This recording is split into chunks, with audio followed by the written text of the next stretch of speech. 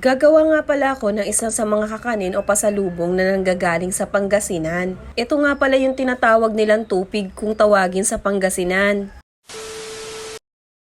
Gagamit nga ako dito ng glutinous flour, buko, gata ng niyog, melted butter, saka nga pala asukal.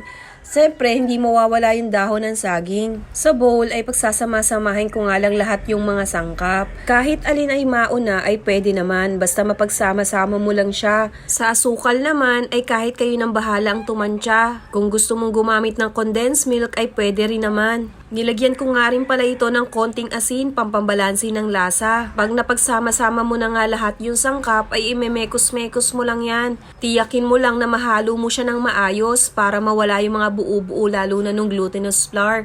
Pag ganito na yung itsura niya ay okay na yan. Saka yung dahon ng saging ay idadarang ko naman sa apoy. Gumamit na nga lang ako dito ng 1/4 cup na panukat para pare-pareho yung size ng ating tupig na gagawin.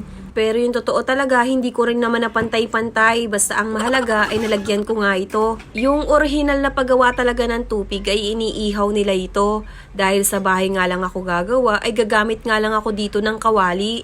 Kung may pagkakamali man ako sa pagluluto o sa procedure na ginawa ko sa pagluluto ng tupig, ay pagpasensyahan nyo na. Sa bahay ko lang naman ito gagawin. Alam nyo na, DIY lang tayo. Maliit na kawali na nga lang itong gagamitin ko para mas matiyak ko na maluto siya ng maayos. Then mahina lang dapat yung apoy natin para hindi ito masunog ng husto. Isa nga itong tupig sa mga paborito kong pinapasalubong sa akin ng mga katrabaho ko dati, lalo na nung nasa Laguna pa ako. Sobrang sarap nito lalo na pagka ipapartner mo siya sa kape, lalo na pagka mainit pa yung tupig.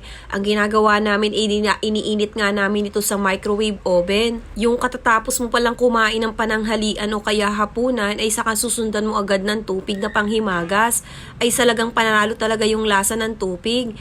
Lalo na pagka may kape ka, tsaa o kaya naman ay soft drinks. Pag ganitong medyo nasusunog na yung dahon ng saging ay balibaliktarin mo lang yan. Sadyang masusunog talaga yan. Para maging pantay lang talaga yung pagkakaluto niya ay wag mong kalimutan talagang balibaliktarin. Habang niluluto ko nga ito ay naaamoy mo yung bango ng dahon ng saging habang nasusunog. Pag alam mo nang luto na yung loob o yung tupig natin ay hanguin mo na nga ito isa-isa. Nasa 12 pieces nga pala na tupig yung nagawa ko dun sa mga sukat na sangkap na ginamit ko. Ilalagay ko na lang sa comment section yung mga sangkap na ginamit ko kung interesado kang gumawa at nagkikrave ka rin sa tupig. Minsan pagka talagang malayo yung pagbibilihan at wala ka namang mabibilihan dito sa Maynila, ay pwede ka rin naman talagang gumawa, lalo na kung meron ka namang mga gagamitin na sangkap.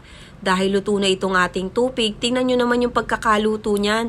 Sobrang sarap at sobrang bango, naglalangis-langis pa. Medyo mainit pa nga, pero dahil matakaw ako ay titikman ko na yan. Tara, kain tayo!